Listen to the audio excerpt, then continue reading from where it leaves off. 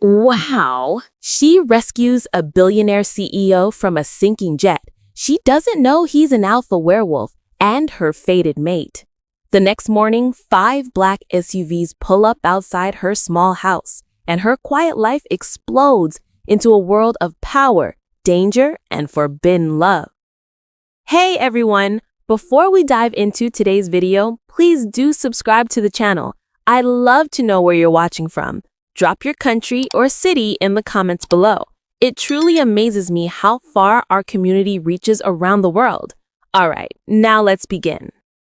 The night the jet came down, the sky was on fire. Rain hissed as flames devoured the wreckage in the forest clearing, painting the night in molten gold. Aisha Wren, soaked to the bone and trembling from cold and shock, dragged a half-conscious man from the twisted metal.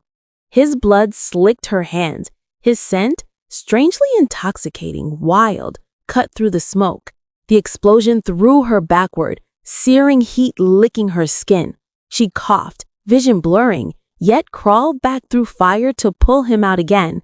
He wasn't just any man. His suit screamed power, his watch worth more than her entire life. But his pulse was fading. She pressed on his chest, screaming into the storm for him to breathe. Then his eyes opened, piercing silver, glowing faintly like an animal's. "Who are you?" she gasped. He only whispered one word before passing out: "Mine." By morning, Aisha was limping home through the muddy trails outside Raven Ridge, her clothes torn and reeking of jet fuel. No one in the small logging town believed her story. A private jet crash? Out here? They said she was delusional, desperate for attention. But Asha had seen the fire, felt the heat, carried the man herself. She'd left him near the road when rescue sirens wailed in the distance. Maybe he was alive, maybe he wasn't. She tried to shake off the memory, but those silver eyes haunted her, like they'd branded her soul. Inside her rusted trailer, she washed off the blood, staring at the reflection of a girl who'd seen death and something worse: recognition. That night, the forest went too quiet. Even the wolves didn't howl. Asha sat by her window staring into the trees, her chest tightening with the fear she couldn't name. Then, headlights. 1, then 2, then 5. Black SUVs rolling in slow, silent formation down the dirt road, engines purring like predators. Her heart stopped. No one rich ever came this far out. The vehicles pulled up right in front of her house, headlights flooding her windows. The air thickened. She could smell it again, that same wild scent from the man she'd saved, metallic, dominant, dangerous. Her fingers trembled as she reached for the curtain. The front SUV door opened. A man in black stepped out, scanning the woods before looking straight at her window. Asha Wren, step outside. She froze. How did he know her name? Her heart pounded. She backed away, but another SUV door opened. 2 more men stepped out, dressed in tailored suits that didn't belong in this town. One of them carried a phone. He pressed it to his ear, nodded once, then pointed at her door. The Alpha wants her alive. Ash's knees weakened. Alpha? What kind of sick game was this? Before she could react, someone knocked. 3 slow, deliberate knocks that rattled her bones. Her doorknob turned on its own. The air around her pulsed, heavy, electric. She didn't know it yet, but her life as a nobody ended the moment that handle moved. The door swung open. The man she'd saved stood there, wrapped in bandages, but alive. Too alive. His silver eyes locked onto hers, steady and burning. "You shouldn't have saved me," he said quietly. The words cut deeper than the storm outside. His voice carried something ancient, something commanding. Behind him, the 5 SUVs idled like loyal beasts, engines rumbling. "Who are you?" she whispered again. This time he answered with full strength, voice reverberating through her chest. "Leon Draven, Alpha of the Draven Corporation and of the Blood Moon Pack." Her breath caught. She thought she'd saved a man. The room felt too small for the man standing in her doorway. Lion Draven didn't belong in a place made of peeling wallpaper and rain-leaking ceilings.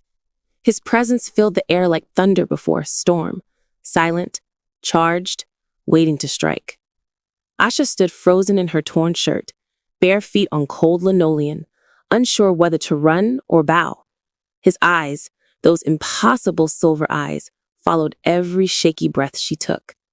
The men behind him waited, motionless, like shadows waiting for his command. "You saved my life," Lion said, voice low, almost human. "And now you're part of something you can't walk away from." She blinked, confused. Part of what? He didn't answer. He simply stepped closer, the scent of rain and smoke following him, and something primal inside her stirred. A pull, magnetic and terrifying. Outside, the rain had stopped. Mist curled around the SUVs like ghosts. Lion's guards moved with military precision, checking the perimeter as if danger might emerge from the trees. "Pack business," one of them murmured into an earpiece. Asha didn't know what that meant. Her entire body trembled.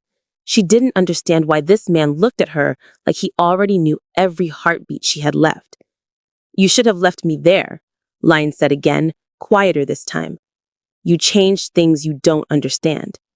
His words were heavy, final, like fate itself had rules and she'd broken one. Asha crossed her arms, anger rising to hide the fear. "I pulled you from a plane, not from hell. You're welcome." Lion's jaw tightened, his eyes flashing silver just for a second. Hell would have been simpler. The men moved quickly, packing up her few belongings, her bag, her boots, without asking. "What are you doing? You can't just—" One of them met her glare and said simply, "Orders, Miss Wren." Lion didn't stop them. He stood at her window watching the tree line as if expecting something to come crawling out of the dark. "They'll come for you now," he said softly. "They'll smell me on you." Asha froze. "Smell you?" she repeated. "Who will?" He turned then, stepping closer, so close she could see the faint marks along his neck, like claw scars half healed. His voice was a growl when he spoke. The ones who tried to bring the jet down. For a moment, the world tilted. She thought of the explosion, the fire, the way he'd whispered mine before passing out. Maybe it wasn't delirium. Maybe it was prophecy. When she hesitated, Lion reached for her wrist. The touch wasn't rough, but it burned. Not with pain, but with something alive, crawling under her skin like electricity. Images flashed in her mind. Forest under a blood moon, wolves howling, a man kneeling in chains. She yanked her hand back, gasping. "What did you do to me?" she whispered. Lion's expression flickered. Guilt, pain, then restraint. The bond already started. Not like this. His control cracked for just one heartbeat, and in that second Asha saw it, his eyes glowing brighter, his voice duplicitating to something inhuman. "You carry my scent now," he said, stepping back. "That means every pack hunter within 100 miles will sense you, and they don't take kindly to humans who touch their alpha." She didn't understand half of what he said, but instinct screamed that it was true. The air itself felt alive, trembling between them. "You're insane," she said, finally, forcing a laugh. "You think you're a wolf?" Lion's expression didn't change. Instead, he reached into his coat pocket and dropped something onto her table. A charred piece of metal, a fragment of his jet's wing. Embedded in it was a claw mark, deep, unnatural, not human. "They weren't after my company," he said quietly. "They were after my bloodline." Asha stared at the twisted steel, realization spreading like cold fire. Whatever had brought that jet down wasn't man-made. Lion turned toward the door, his voice low, commanding. "Get in the car, Asha. You saved me once, now I save you." And though her mind screamed no, her body followed him, because something inside her already knew fate had just begun to collect its debt. The world blurred past the SUV window, trees melting into streaks of green and shadow. Asha sat in silence, pressed between leather seats that smelled of smoke and pine. Across from her, Lion Draven sat perfectly still, his bandaged hand resting on his knee, his eyes half-lidded but sharp. The men in the front seat said nothing. Every few minutes, Lion's gaze flicked toward her like he could hear her thoughts. Asha's stomach knotted. Every bump on the road made her skin prickle. She didn't belong here. He was a billionaire, an alpha, whatever that meant, and she was a mechanic who barely made rent. "Where are you taking me?" she asked. Lion didn't answer right away. He just looked at her with that unreadable expression, then finally said, "Somewhere safe for both of us." Safe. The words sounded like a lie. They drove for hours until the forest opened into a valley bathed in silver fog. High iron gates stood ahead, crowned with the emblem of a wolf's head. The SUVs rolled through after a silent scan, the gates sealing behind them like jaws. Inside, a mansion loomed. Black stone, sharp angles, glass walls glinting under moonlight. It wasn't a home, it was a fortress. Asha stepped out of the car and froze. Wolves, real ones, stood at the edge of the driveway, their eyes reflecting the light, silent, watching. "They won't harm you," Lion said, walking past her. "They're family." She turned, half laughing, half horrified. "You call wolves family?" He looked back, voice low, "Because they are." Her throat went dry. For the first time, she realized he wasn't joking. The man she'd saved wasn't entirely human, and the thing inside him was watching her just as intently as he was. Inside, the mansion hummed with energy. The air was warm, scented with cedar and smoke. Paintings of full moons and silver wolves lined the halls. Asha caught her reflection in a marble wall. Muddy jeans, torn jacket, eyes wide with disbelief. She looked like she'd stumbled into another universe. "You'll stay here until I figure out what to do," Lion said. "The bond complicates things." She frowned. "The what?" He hesitated. "When I was dying, your touch pulled me back. Wolves bond by instinct, through blood and proximity. You anchored me." He looked away, jaw tightening. "Now, the bond ties us together. It's supposed to happen between mates, not strangers." Asha's heartbeat stumbled. Mates. The word echoed strange and dangerous. Lion didn't explain further. "You'll feel things you shouldn't. Ignore them. They'll pass." But even as he said it, his voice wavered, as if he didn't believe it himself. That night, Asha couldn't sleep. The mansion was too quiet, the silence too heavy. Moonlight pooled across her bed like silver water. She pressed a hand against her chest. Her heartbeat raced every time she thought of Lion's eyes, his voice, the way the air shifted when he entered her room. She didn't want this. She wanted her old life. Oil stains, broken engines, cheap coffee. But her body didn't care.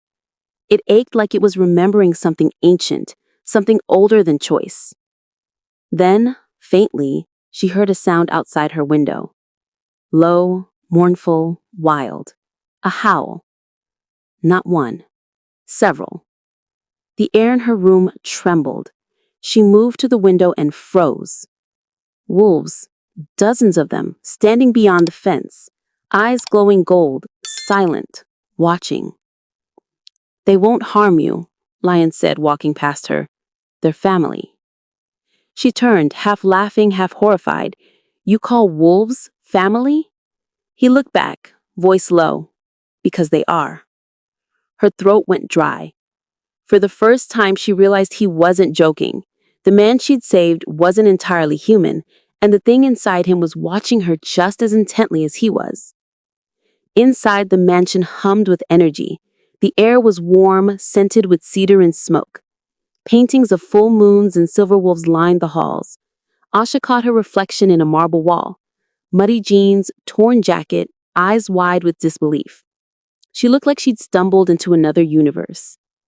"You'll stay here until I figure out what to do," Lion said. "The bond complicates things." She frowned. "The what?" He hesitated. "When I was dying, your touch pulled me back. Wolves bond by instinct, through blood and proximity. You anchored me." He looked away, jaw tightening. Now, the bond ties us together. It's supposed to happen between mates, not strangers. Mates. The word echoed strange and dangerous. Lion didn't explain further.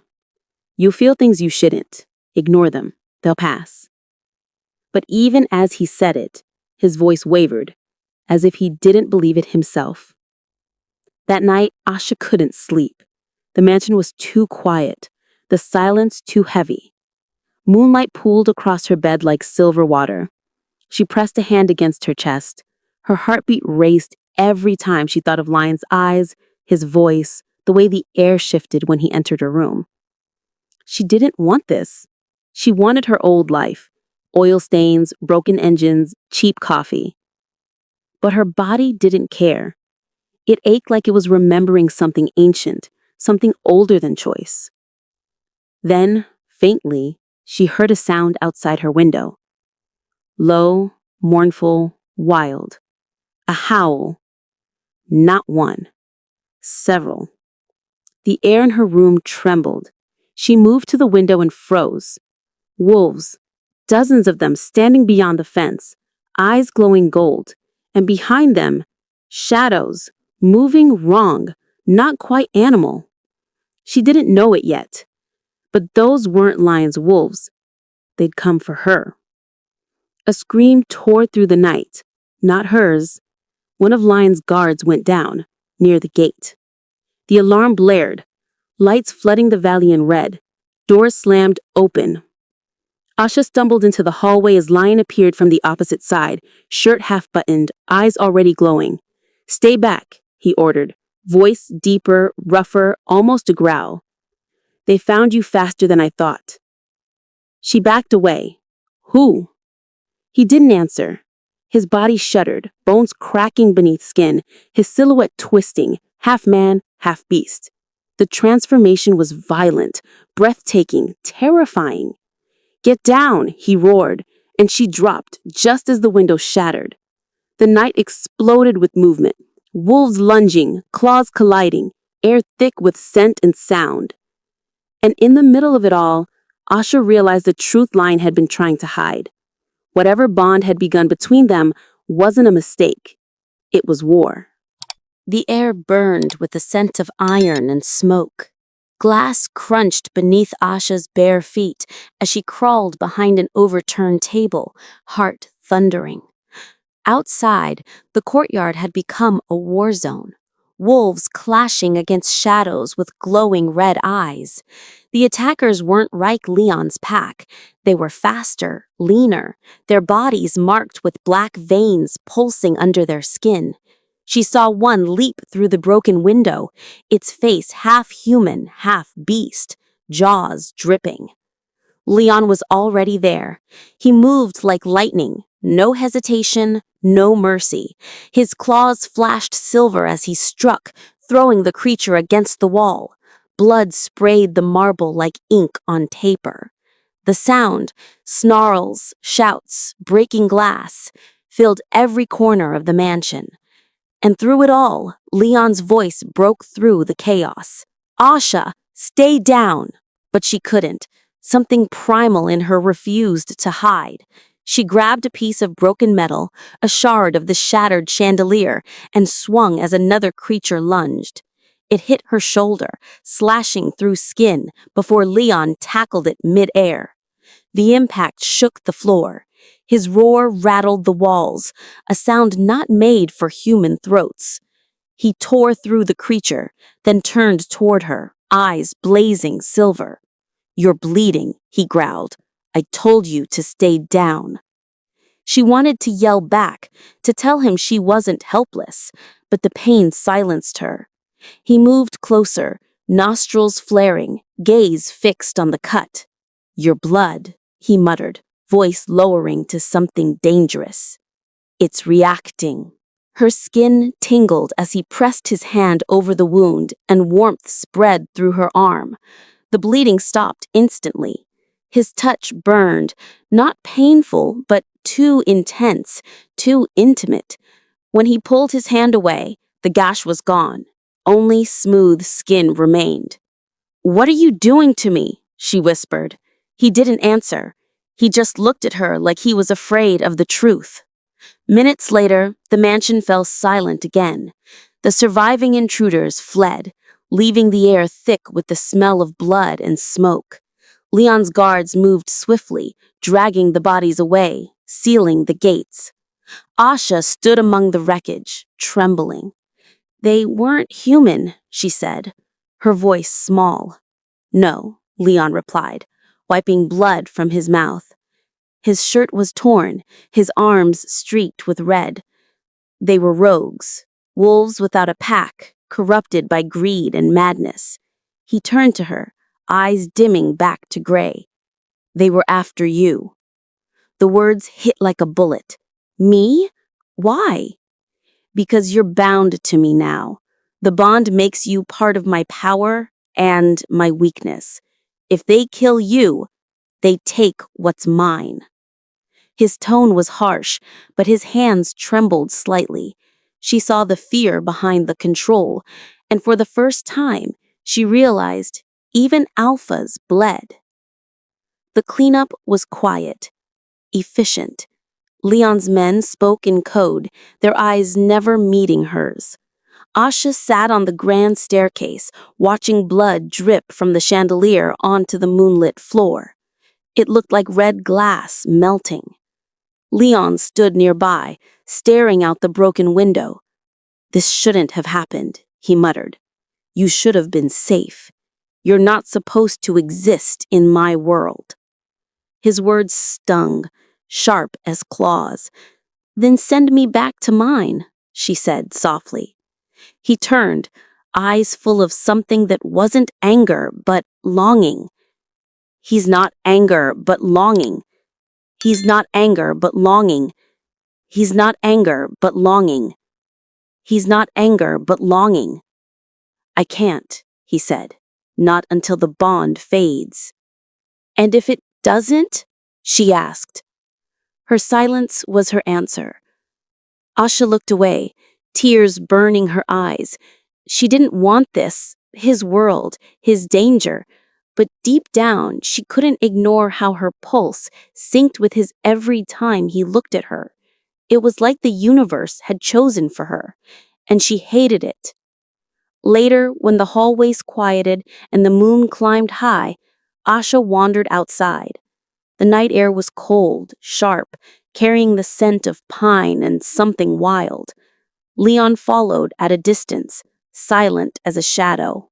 "You shouldn't be alone," he finally said. "You keep saying that," she replied, "but you don't tell me why." His expression softened just barely. "Because I wasn't supposed to live," he said. "When that jet went down, I made peace with dying, but then you pulled me out. The bond forced itself into existence to keep me alive, and now it's killing the laws that govern my kind.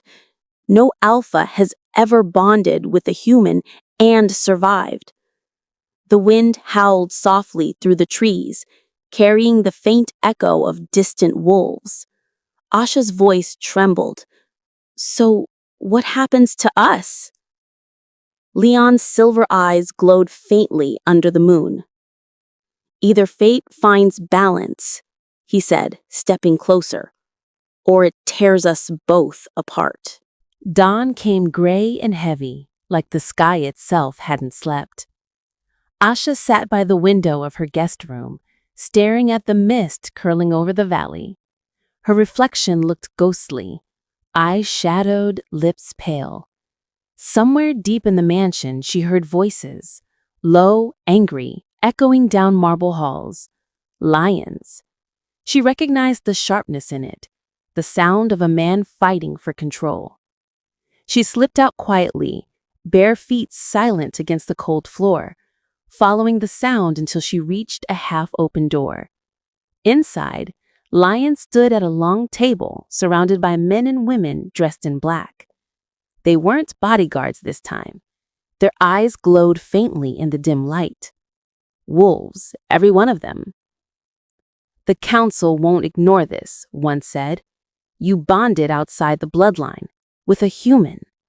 "She saved my life," Lion growled. The bond chose her. The bond doesn't choose, it obeys the law, another replied, and the law demands balance. The room fell silent. Asha didn't know what that meant, but the way Lion's jaw tightened told her it wasn't good. He dismissed the others after a few minutes, but not before catching her scent in the hallway. "You shouldn't eavesdrop," he said without looking up. Asha stepped into the light. "You shouldn't keep secrets." Their eyes met, hers defiant, his tired. He gestured for her to sit. "You want answers," he said. "Fine." He poured a glass of water, handed it to her, then leaned against the table. Every alpha follows the code of the first pack, laws written in blood centuries ago. No alpha can bond with the human. If it happens, both are marked for death. Asha's hands shook, water sloshing. "Death? For saving you?" "For existing in the wrong world," he said quietly. "Humans can't handle the pool. The bond consumes them. And the pack? They see it as weakness." He met her eyes. "They'll come for us both." His voice was calm, but the muscles in his jaw told another story, one of fear he'd never admit aloud. Asha stood, anger and disbelief colliding. "So I'm supposed to just accept that? That I die because your people have rules?" "They're not my people," Lion snapped, the control cracking for a moment. "Not anymore." He ran a hand through his hair, pacing. "When that jet went down, it wasn't an accident. Someone sabotaged it. They wanted me dead before the council found out what I was hiding." Asha frowned. "Which is?" He hesitated, then looked up. "I was trying to break the law, to rewrite it, to end it." His confession hit her like thunder. "You were going to defy your own kind?" "I already did, when I let you live." He moved closer, voice softening. "You think I don't know what this is doing to you? You think I don't feel it too?" She wanted to look away, but his gaze held her captive. "The bond isn't supposed to happen like this," he whispered. "But now that it has, I can't let them take you." He turned toward the window, sunlight cutting across his profile, turning his silver eyes almost human. He said, "There's an old prophecy. The moon will choose outside the bloodline once, just once, to break the curse of the first alpha. Every generation waits for it, but no one believes it's real." Asha frowned. "And you think that's us?" "I think the universe has a cruel sense of humor," he said with a bitter smile. "If the prophecy's true, then you're the key to something that could destroy or save us. And if it's not, then we're just doomed." His tone was flat, but his eyes betrayed something else, hope he was trying to bury. "Why tell me this now?" she asked. "Because you deserve to know what you're risking by being near me." He looked at her then, and for a brief second, the alpha and the man warred in his eyes. "You deserve the truth, even if it kills me." That night, the house felt heavier. Every breath, every silence charged with meaning. Asha wandered through the halls until she found the courtyard again. The moon hung low, round, and full, silver light glinting on marble. She sat by the fountain, wrapping her arms around herself. The bond pulsed faintly in her chest, like a heartbeat that wasn't hers. Then she heard footsteps. Lion. He sat beside her without speaking. For a long time, they just listened to the wind. Finally, Asha whispered, "If we're both marked for death, then what do we do now?" He exhaled slowly. "We run, but not yet. The council's eyes are everywhere. If we move too soon, they'll hunt us." His hand brushed hers. "Accidental, or maybe not. Electricity surged between them, the same wild pull that terrified them both. "You're trembling," he said softly. "So are you," she whispered back. He smiled then, just slightly, before standing. "Sleep while you can, Asha. Tomorrow, everything changes." As he walked away, she felt it, the pull tightening, the bond deepening. Whatever tomorrow brought, it wouldn't let them go without a fight. The dream came like a storm. Asha stood in a forest of silver trees, moonlight dripping down their trunks like water. The air shimmered, heavy with howls and whispers. When she looked down, her hands were covered in blood, not hers, but his. Lion stood at the edge of the clearing, half shadow, half light, eyes glowing like molten silver. "Run," he said. His voice echoed through the woods, cracking like thunder. "They're coming." She turned to see shapes moving between the trees, wolves, hundreds of them, eyes red as embers. The ground trembled under their paws. When she tried to scream, no sound came. Then something cold coiled around her wrist, a hand, pale and clawed, pulling her down into darkness. She woke up gasping, sweat soaking her skin. The clock read 3:07 a.m. Outside, the forest was whispering again. Only this time, she knew she wasn't dreaming. Asha slipped from her bed, heart pounding, drawn toward the window. The mist over the valley glowed faintly blue under the moon. She could feel it, the same pressure that always came before something happened, like the world holding its breath. Then she saw him. Lion stood in the courtyard shirtless, his back to her, facing the moon. His body was tense, muscles coiled beneath skin marked by fresh scars. The moonlight made him look otherworldly, like something carved from silver and fire. But his head was bowed, his hands gripping the railing so tight that his knuckles bled. Asha opened the window. "Lion?" she whispered. He turned, eyes glowing faintly. "Go back inside," he said, voice shaking. "It's calling." "What is it?" He didn't answer. He staggered, dropping to one knee as if in pain. The air vibrated around him, thick with energy. His body trembled, and she saw the faint outline of claws emerging from his fingers. The full moon wasn't just light. It was a command. She ran downstairs without thinking, ignoring the guards who shouted her name. The closer she got, the stronger the pull became. Lion was kneeling in the courtyard now, breath coming in ragged bursts. "It's too soon," he groaned. "The moon. She knows." Asha crouched beside him. "Knows what?" His head snapped toward her, teeth bared, eyes wild. "That you exist. That you don't belong in her order." She reached for him, and his hand shot out, gripping her wrist hard. For a heartbeat, she thought he'd crush it, but instead he pulled her closer, pressing her palm to his chest. His heartbeat was erratic, fast and uneven. "You feel that?" he said through clenched teeth. "The bond reacts to her light. It's trying to claim you." Asha's breath hitched. "Claim me?" "Body, mind, soul, until you're no longer human." His voice cracked, and suddenly she saw fear in his eyes, not for himself, but for her. The ground shook beneath them. The wolves in the forest began howling, one after another, until it became a single, unbroken chorus. Lion looked up, jaw tight. "They're answering her," he said. "The moon's calling the packs. They'll know by dawn." "Know what?" "That I've broken the law." He rose unsteadily, wiping the blood from his mouth, the light of the moon wrapping around him like a crown and a curse. "You have to leave before sunrise," he said.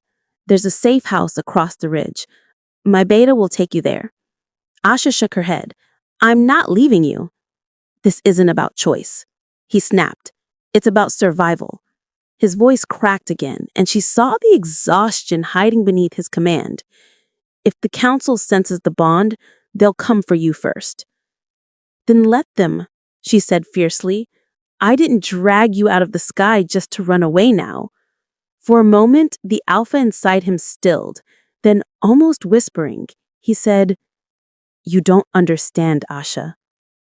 The moon always takes what she marks. When dawn finally came, the sky burned gold. Lion stood on the balcony, silent, watching the horizon. Asha was gone, reluctantly, hidden under guard, sent toward the ridge. He told himself it was the right choice, protect her no matter the cost. But deep down, he felt it, the emptiness in his chest, the hollow ache where the bond tugged against distance. The closer the sun rose, the worse it got. Then, as light touched the mountains, his vision blurred. Pain tore through his body like fire. The mark on his neck, the symbol of his alpha bloodline, flared bright silver, then cracked. He dropped to his knees, gasping. The moon's voice echoed faintly in his mind, ancient and cruel. You defied my order. You gave my power to a human. Balance must be restored. And as darkness closed in, Lion Draven, the alpha who broke the law, realized that saving Asha Ren hadn't been a miracle. It had been a warning. The forest was still when Asha woke, but the silence wasn't peace. It was warning. The cabin Lion had sent her to stood half hidden beneath pine and mist, miles from the estate. Dew clung to the windows, and the only sound was the soft tick of her heartbeat.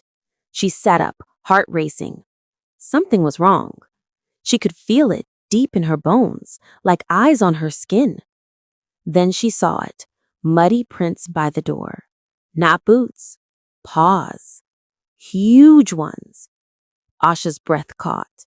She stood slowly, her mind flashing back to Lion's words.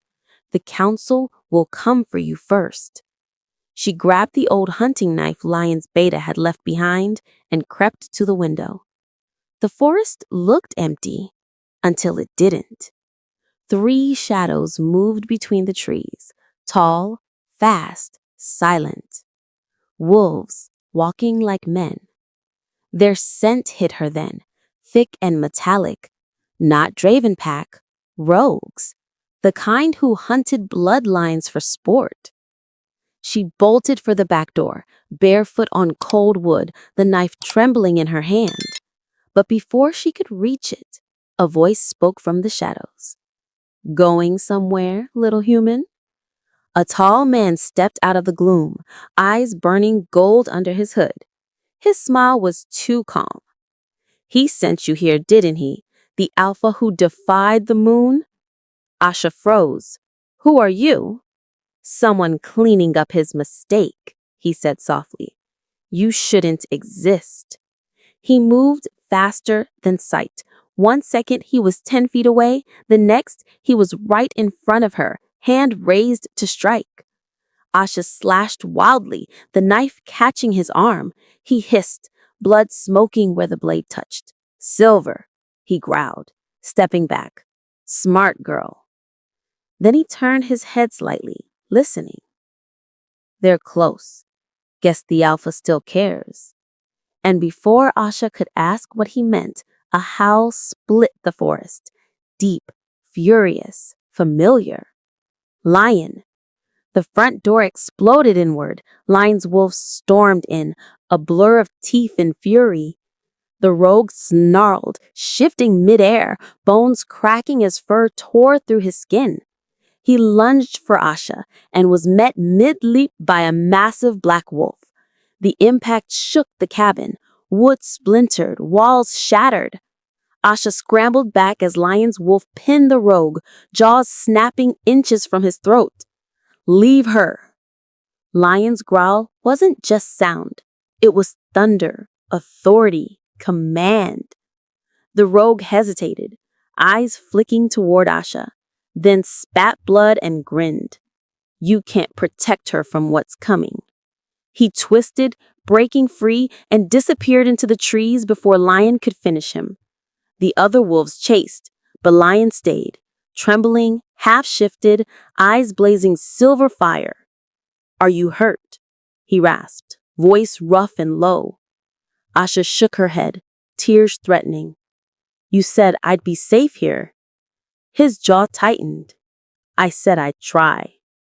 He looked around the wreckage, the broken door, claw marks on the walls, blood smoking on the floorboards. "They found us faster than I thought," muttered he. "The council? Worse," he said. "Hunters, mercenaries hired by the old bloodlines." He turned toward her, expression dark. "They want you because of what you carry now." "What I carry?" "My scent, my mark, the moon's energy." His voice broke. "You're tied to me, Asha. Half of my power lives inside you." She blinked, shaking. "You mean—" "You're becoming one of us," he said, barely above a whisper. "And that makes you the key to breaking the moon's law or enforcing it." Asha felt her knees weaken. "I didn't ask for this." "Neither did I," he said. "But fate doesn't care what we ask for." Outside, a wolf howled again, closer this time. Lion's eyes flicked toward the trees. "They'll come in waves now, until they drag you to her." As dusk fell, Lion stood guard outside the shattered cabin, his wolves forming a loose ring around them. The scents of ash and pine hung thick in the air. Asha watched him from the doorway, his silhouette framed by moonlight. He looked like a warrior carved from shadow and pain, exhausted, bleeding, but unbroken. "Why risk all this for me?" she asked quietly. He didn't turn. "Because the moment you pulled me from that fire, you changed everything. You weren't supposed to exist in my world, and now the moon herself wants you erased." He glanced back, eyes soft but burning. "If I lose you, Asha, I lose the only proof that I'm still human." The wind rose, carrying the sound of distant howls, dozens of them circling closer. Lion's hand went to his blade. "Stay behind me," he murmured, eyes narrowing toward the dark ridge. "The hunt has begun." The night swallowed the forest whole. Mist curled low across the ground, thick and silver under the moonlight. The howls had stopped, but silence never meant safety. Asha sat inside the broken cabin, wrapped in a blanket, her hands trembling around a cup of cold tea. Every muscle in her body was sore, every nerve alive with fear. Lion stood outside, motionless, staring into the trees. His bare chest was streaked with blood, his breath steady but heavy. She could feel his thoughts, rage, guilt, determination, rippling through the strange thread that bound them. When he finally turned, his eyes glowed faintly gold. "They won't stop," he said. "Not until you're gone or dead." "Then what do we do?" Asha asked softly. He stepped closer, close enough for her to see the faint tremor in his jaw. "We make a vow," he said. "A bond the moon can't break." She frowned. "You mean a blood oath?" "Yes," he said. "The oldest law." Asha swallowed hard. "But blood oaths are forbidden." "They are," Lion said, "especially between wolf and human." He crouched in front of her, his voice dropping to a whisper. "That's why it might work." He picked up a small silver dagger from the floor, a relic from the wreckage, etched with ancient runes. The blade shimmered in the dim light. "Once our blood mixes, your soul becomes linked to mine. You'll carry my strength and my curse." Asha's throat tightened. "And what happens to you?" He hesitated. "The bond will make me weaker. Every wound you take, I'll feel. Every pain, every fear. but it's the only way to hide you from her reach. She shook her head. That's not fair. He smiled faintly. Fairness died with my first kill. Then quieter. Please, Asha. Let me do this. Her breath caught. She saw something in his eyes. Not command, not power, but desperation. A man willing to burn the world for her safety. The ritual began beneath the old oak behind the cabin. The air pulsed with energy, heavy and ancient. Lion drew a shallow line across his palm, the blood glowing faintly silver. Asha hesitated, then mirrored him, the knife biting into her skin. Say after me, Lion said. His voice was low, rough, ancient. By blood and breath, I bind my life to yours. She repeated the words, her voice shaking. Their hands met. The instant their blood touched, the air exploded with light. Silver and red threads coiled around them, weaving through skin, bone, and soul. Asha gasped. It felt like lightning, pain and warmth all at once. She saw flashes. Lion as a boy beneath a blood-red moon, kneeling before an elder who carved runes into his back. She saw battles, loneliness, rage, and beneath it all, a quiet sorrow. Then she saw herself, through his eyes, small, human, but blazing bright enough to burn through the dark. When the light faded, their hands were marked with matching symbols, half-moon scars that pulsed like heartbeats. Lion stumbled, catching himself against the tree.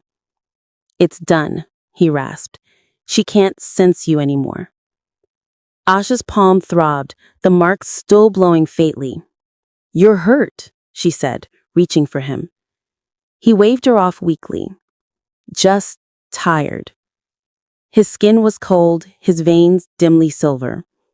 She guided him back to the cabin, laying him on the couch.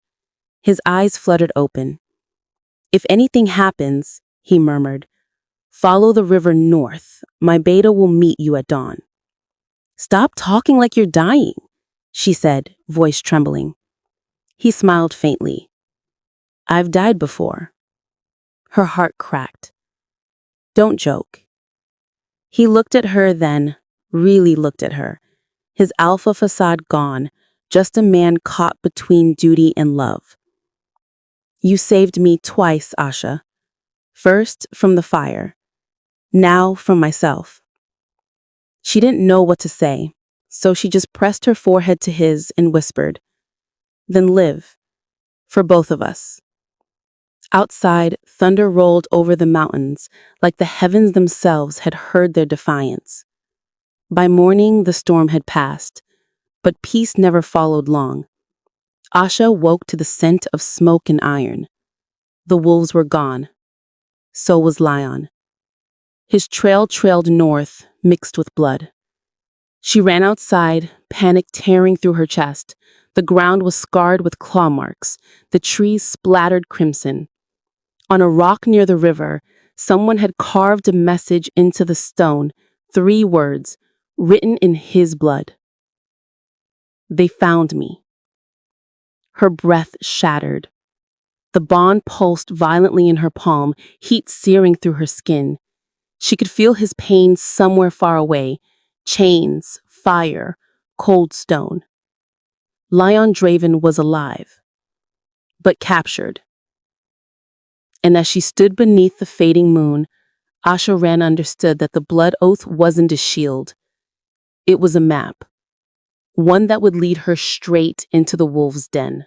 The river led Asha north through an endless sea of fog and pine. Every breath tasted like meadow. Every sound felt too loud. The mark on her palm pulsed harder with every step, tugging her forward like a compass. Lion was close. She could feel him. The bond carried his pain like a whisper under her skin. The bite of chains, the burn of silver, the echo of his heartbeat slowing. The forest opened into a valley ringed by mountains, and at its heart stood a fortress of black stone, half castle, half prison. Wolves moved along its walls like shadows. This wasn't a hideout. It was a stronghold, the council's den. She crouched behind a fallen tree, clutching her mark. "Hang on," she whispered. "I'm coming." But even as she said it, a chill crawled down her spine. Something was watching her. A voice cut through the wind. "You shouldn't have come, girl." A tall figure stepped out from the mist, dressed in silver armor that shimmered under the moonlight. His eyes were gold, ancient, cold, commanding. Asha Ren, human-born, moon-marked. "You've caused quite the disturbance." "Who are you?" she demanded. "Alpha Calum," he said. "Council head, Lion's father." The words hit like a slap. His father? Calum tilted his head slightly, amused. "He never told you?" "Of course not. Shame doesn't pass easily between bloodlines." His gaze sharpened. "Where is he?" "You know where," she shot back. "You took him." He smiled faintly. "We didn't take him. He came to us, offering his life in exchange for yours." Asha's heart stuttered. "No." "Yes," Calum said. "And now the moon demands balance. The human who carries alpha blood must die, or the bond will consume them both." He extended a hand. "Come peacefully, and he might live long enough to forget you." She didn't think. She ran. Through trees, across roots, heart hammering. Arrows hissed through the air, silver-tipped, singing past her ears. Wolves gave chase, silent, relentless, their eyes burning like torches. The forest became a blur of shadows and breath.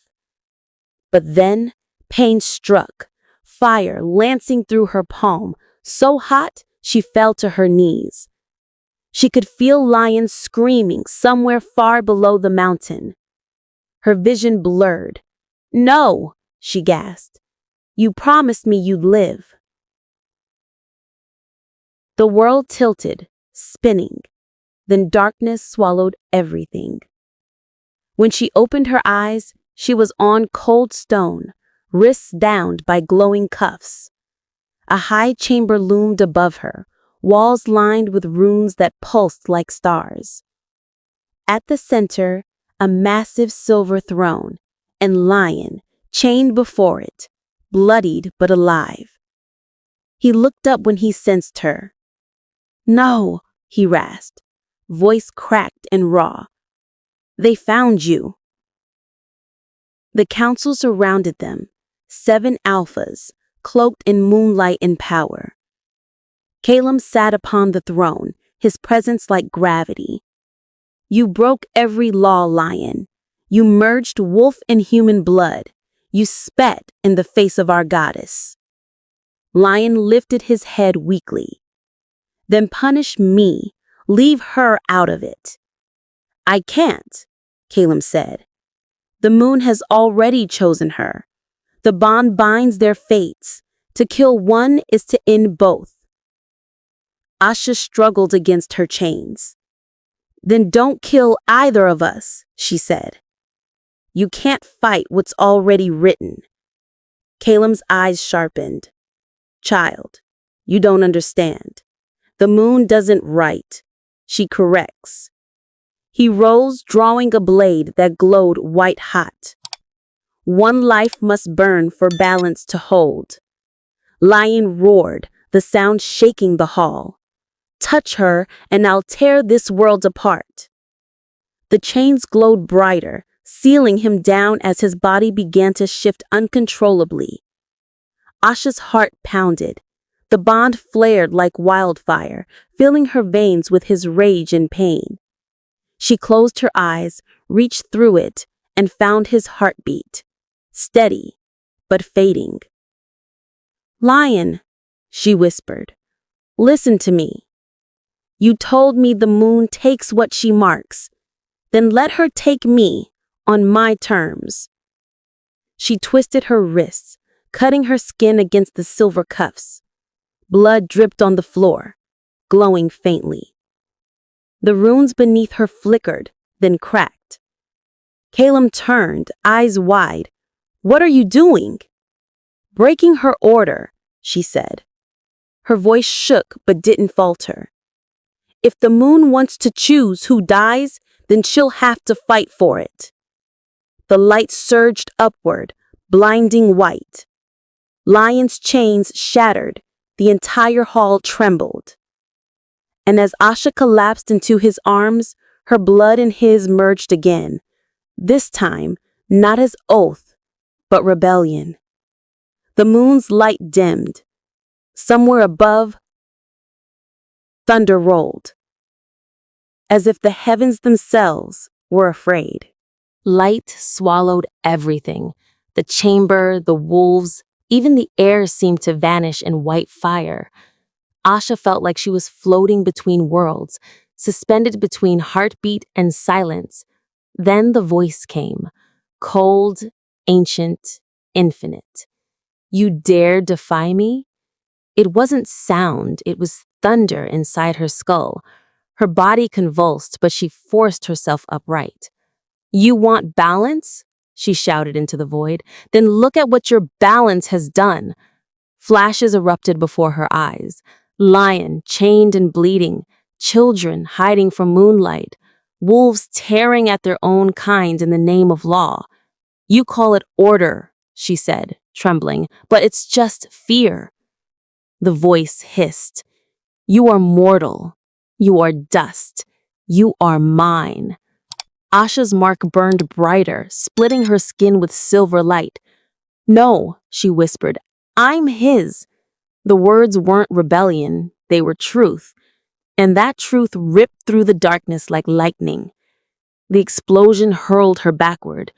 When her vision cleared, she was back in the chamber, lying on the cold floor. The council was gone. The walls were cracked and smoking. Lion knelt a few feet away. Chains shattered, his eyes wide. Asha, he breathed.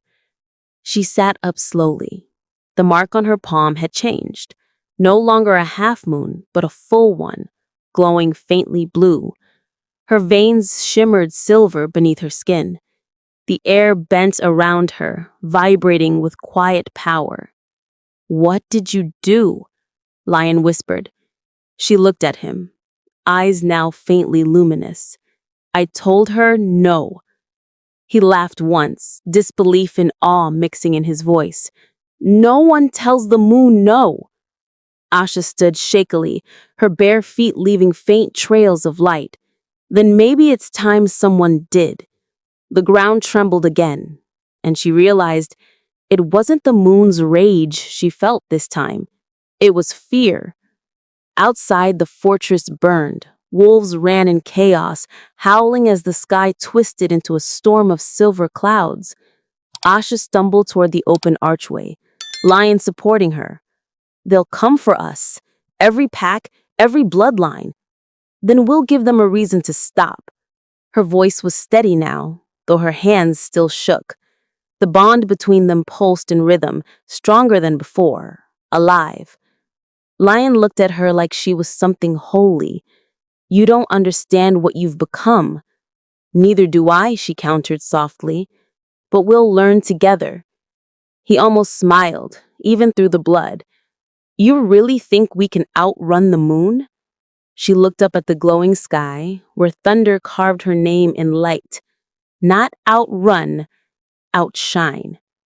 He stared at her, and for the first time since his capture, Lion Draven, the alpha who bowed to no one, felt something close to hope.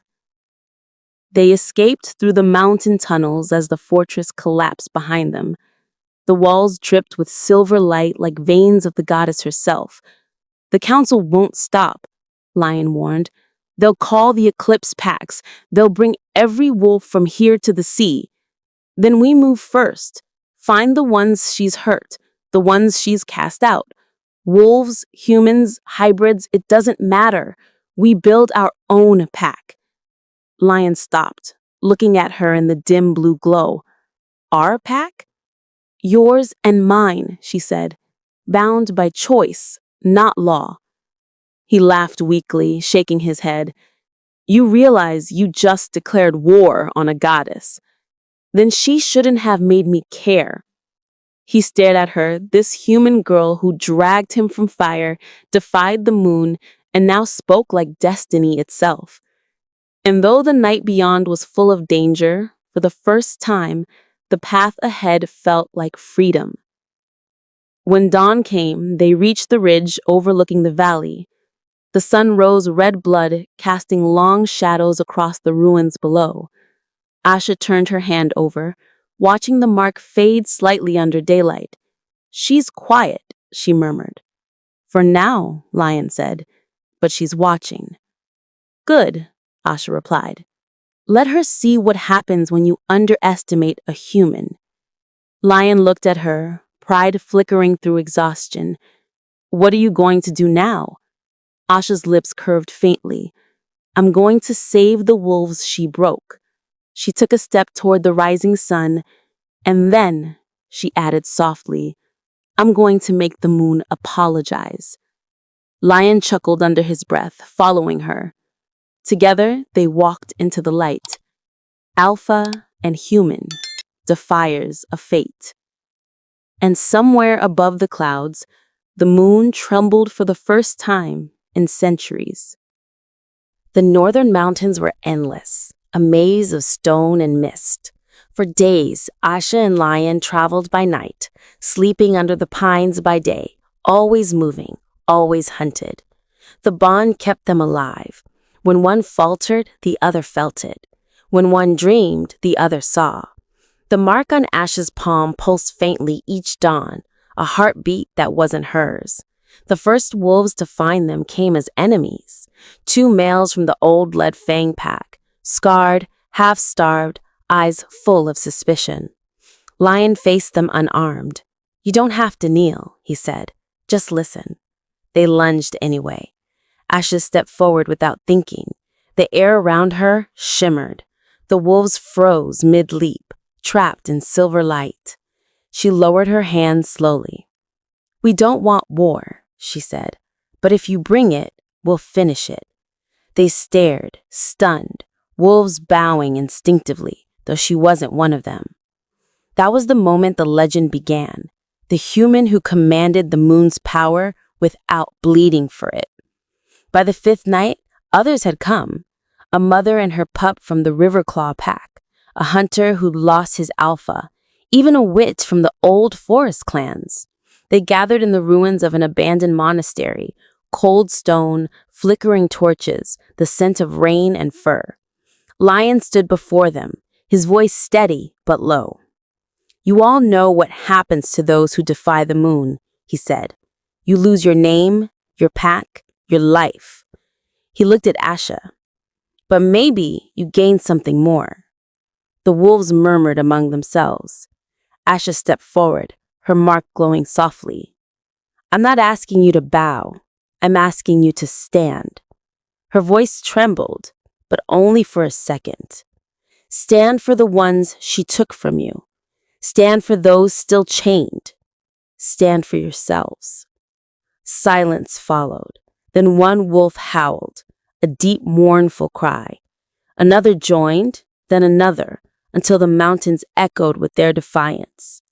They named themselves the Shadow Pack, not bound by blood or moonlight, but by choice.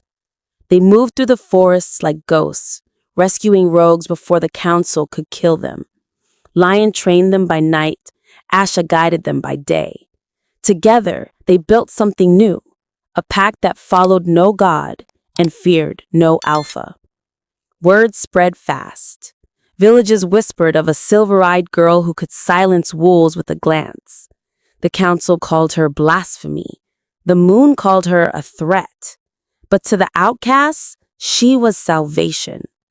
One evening, as the pack rested near a frozen lake, Lion found her alone, staring at her reflection in the water. "You're becoming what they fear," he said, quietly. She smiled sadly. Maybe fear is what wakes them up. He watched her, torn between pride and worry. "You carry too much." "Then carry it with me," she said simply. And he did. Every scar, every secret, every dream she refused to surrender. But peace never lasted long. Asha woke one night to the sound of wings. Crows, hundreds of them, circling above the camp, their eyes glowing pale silver. The moon's messengers. "She's found us," Lion said, sword drawn. The ground trembled, trees cracked like bone. From the shadows, hooded figures emerged, wolves of the Eclipse Guard, the moon's chosen soldiers. Their leader, a woman with eyes like white fire, stepped forward. "By decree of the goddess, surrender the cursed one," she said, pointing at Asha. "Her existence stains the balance." Lion bared his teeth. "You'll have to kill me first." The woman smiled thinly. "That's the plan." The pack roared to life, wolves clashing under a sky that burned silver. Asha stood in the middle, hands trembling, her mark on the palm blazing bright. No more running, no more hiding. Then she lifted her hand, and the moonlight itself shattered, raining down like glass. When silence finally fell, the forest was ash and ruin. The Eclipse Guard lay defeated, their silver armor cracked and smoking. Asha knelt, gasping, her hands covered in blood and light. Lion rushed to her side, gripping her shoulders. "You're burning yourself out," he said. "You can't keep doing this." She met his eyes, tears cutting through the soot on her face. "If I stop," he whispered, "they'll win." "If you die," he said, voice raw, "the world loses the only thing that ever scared her." He pulled her close, holding her against his chest as the first light of dawn broke through the clouds. The wolves gathered around them, silent, bruised, but alive. And for the first time, they weren't just survivors, they were believers. The moon's whispers faded from the wind, replaced by something new, something stronger. The sound of a pack rising, not in worship, but in rebellion. The forest had grown eerily quiet after the battle. Days passed, and the snow melted from the ashes, leaving the scent of iron and pine in the air. The Shadow Pack buried their dead beneath the northern pines, marking graves with stones and whispered promises. Asha spoke little. She spent hours walking through the ruins, tracing broken branches and burned leaves like a mourner searching for meaning. Leon stayed close, but gave her space. He'd learned that her silence wasn't emptiness. It was war being fought inside her mind. One evening, he found her standing beside the graves, pale moonlight washing her face. "They trusted me," she murmured, "and they died because of it." Leon stepped beside her. "They died free," he said. "That's more than most of us ever had." She nodded, but her eyes stayed distant. "Freedom doesn't feel like this," she whispered. "It feels heavier."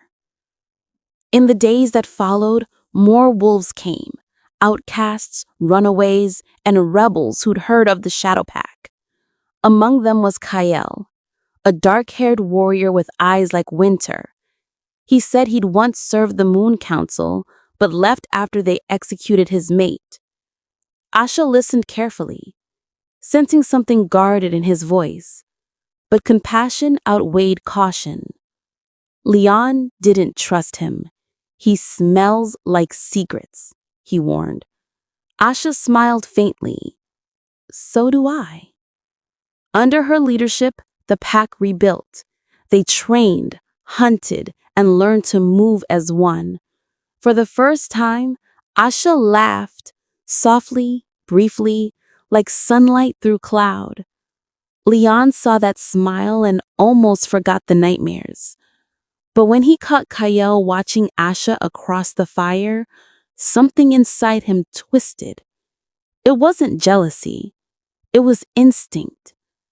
Something primal whispered that wolves who stared too long at light rarely mean to protect it. The warning came too late. One night, while the pack slept under the pines, Asha awoke to whispers. Not human, not wolf, but something older. "He has her scent," the voice breathed. "He carries her mark."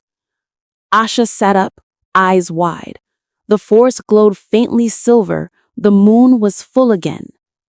Leon was gone. Panic surged. She followed the trail of footprints through the trees until she saw him, kneeling by the riverbank, sword drawn, surrounded by shadows. Kyle stood opposite him. "She chose you, didn't she?" Kyle sneered. "The alpha who betrayed the moon for a mortal." Leon's grip tightened. "You were never one of us." Kyle laughed. "No, but she'll come running when I call, and when she does, I'll bring her home to the goddess." The air erupted with claws and fury. The river churned red as wolf met wolf beneath the cold, watching moon.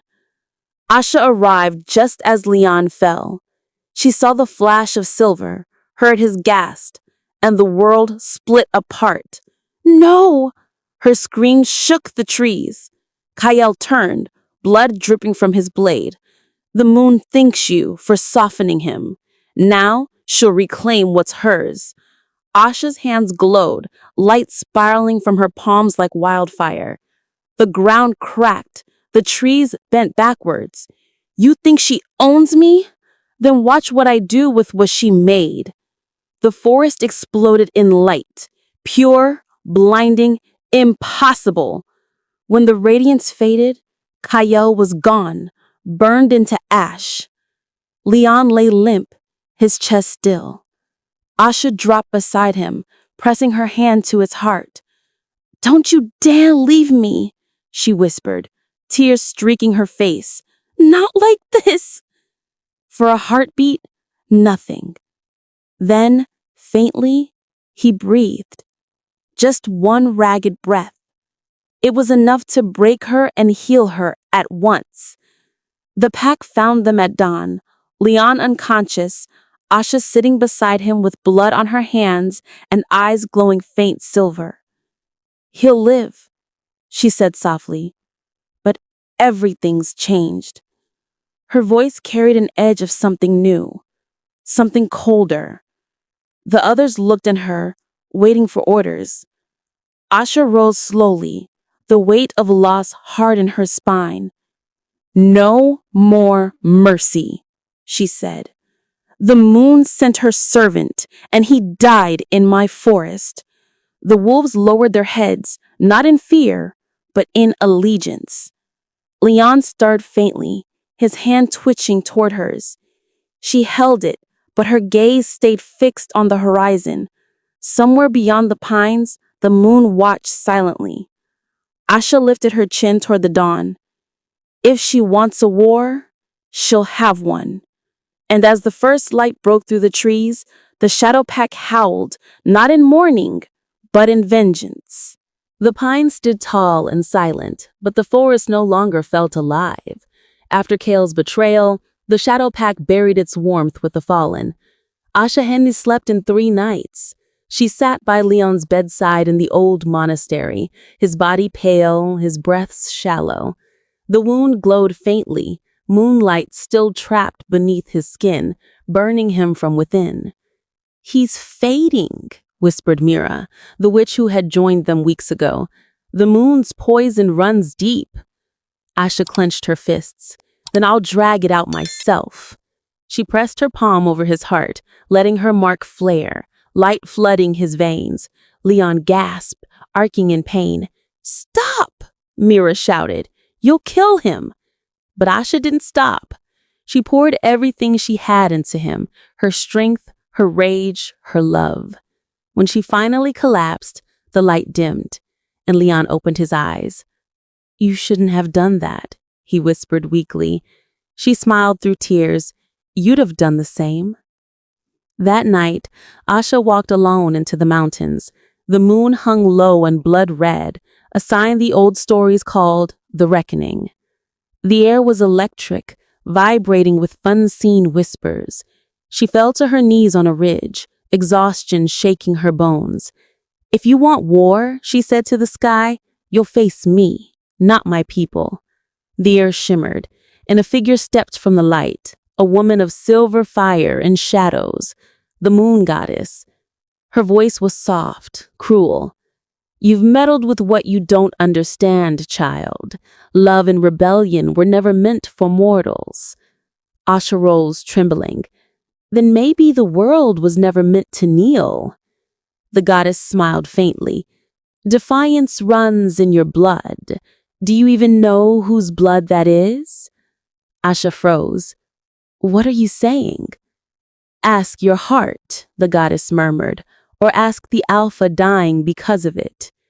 Then she vanished, leaving silence and a single drop of silver falling from the sky. When Asha returned to camp, she found Leon sitting upright, his eyes strange, darker, sharper. "You spoke to her," he said quietly.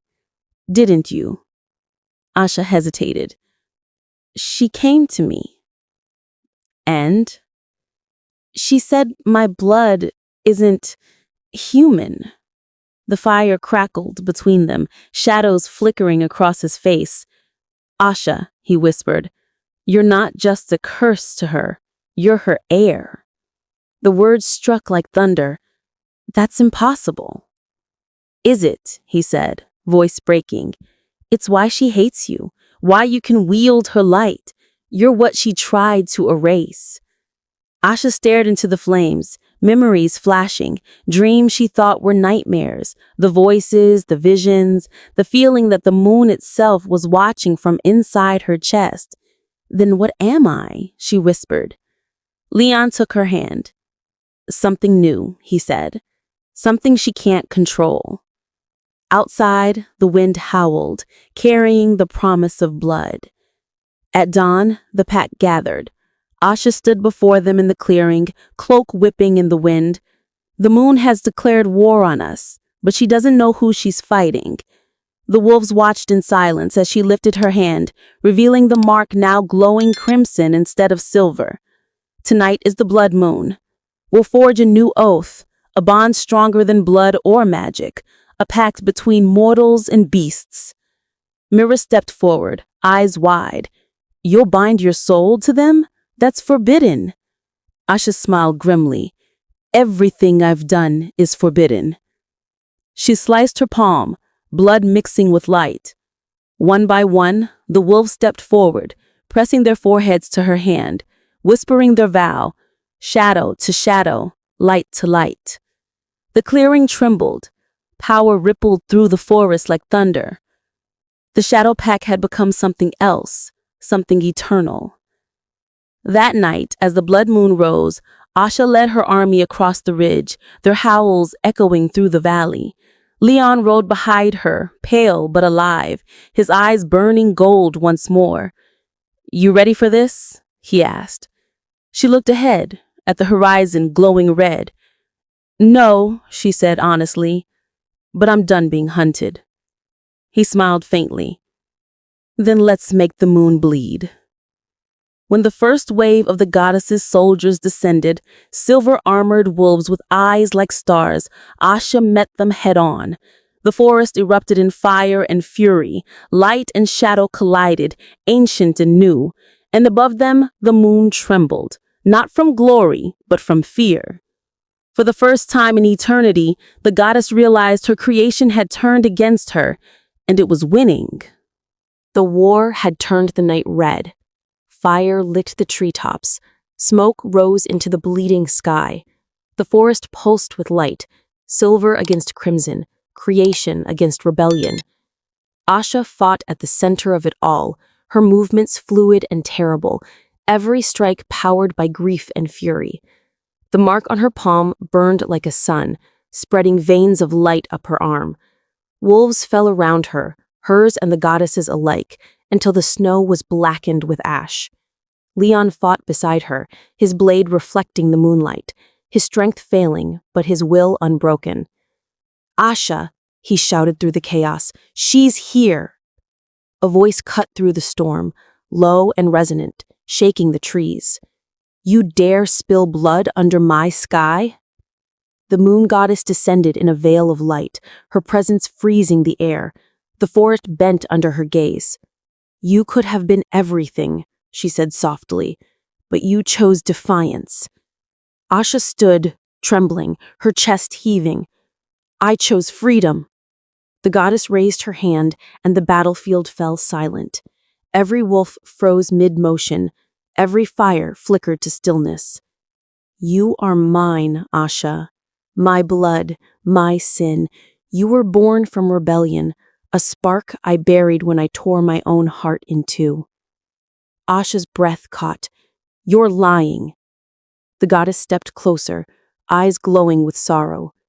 "You are what remains of me, my nordal half, the love I cast away to stay divine." The revelation hit like lightning.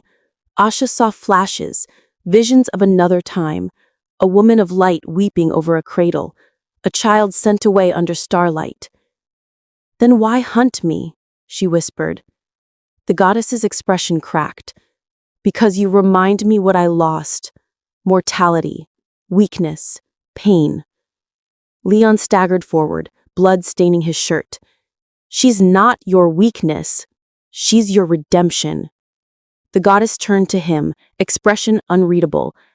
"And what are you to her?" "The reason she still fights," he said simply. The moon goddess lifted her arm, power swirling. "Then she'll watch you die." The energy burst forth, pure lunar fire. Asha moved without thinking. She threw herself between them, the light slamming into her chest. Pain seared through her body. The world blurred white. Leon caught her as she fell, her blood glowing faintly like starlight. No, stay with me," he pleaded. She smiled weakly. "Guess I finally found the limit to my power." "Don't you dare," he whispered. "You promised." She brushed his cheek with trembling fingers. "Promise me something instead," she breathed. "Don't let them kneel again." He held her close, shaking. "I can't do this without you." "Then do it for me." Her eyes closed, light flickering out. The world went still. The moon goddess stood motionless, something breaking behind her calm. For the first time in eternity, the moon cried, silver tears falling onto the burning earth. But death wasn't silence. The ground beneath Asha began to pulse. Her blood, soaked into the soil, glowed brighter, spreading like roots of light. The wolves raised their heads, howling in unison. The air shifted. The power no longer belonged to the moon. It belonged to her. Asha's body lifted from Leon's arms, hair flowing like fire, eyes blazing with twin moons. Her voice echoed across the battlefield. "You call me your mistake, but I am your consequence." The moon goddess stepped back, fear flickering across her face. "What have you done?" "Ended your reign," she said softly. She raised her hand and the sky cracked, the moonlight breaking, bleeding into dawn. The moon goddess fell to her knees, light dimming around her. "You can't kill me. I'm eternal." Asha knelt before her, touching her face. "Then live with it. Live knowing the world no longer bows to you." When the light finally faded, the moon hung pale and broken in the morning sky. The wolves stood silent, watching as Asha descended gently to the earth, her power fading, her body trembling. Leon ran to her side, catching her before she fell. "It's over," he whispered. "You did it." She looked at him through half-lidded eyes. "No," she said faintly. "It's beginning." Around them the forest breathed again. The snow melted into streams, the birds returned, the air warm with new life. The moon goddess was gone, banished, not destroyed, but her tears still glittered on the leaves. Asha leaned her head on Leon's shoulder, exhausted but alive. "Do you think she'll come back?" he asked quietly. "Maybe," Asha said, "but next time, she won't find slaves. She'll find equals." The sun rose over the battlefield, washing the world in gold, and for the first time in centuries, the moon wept not in anger, but in peace.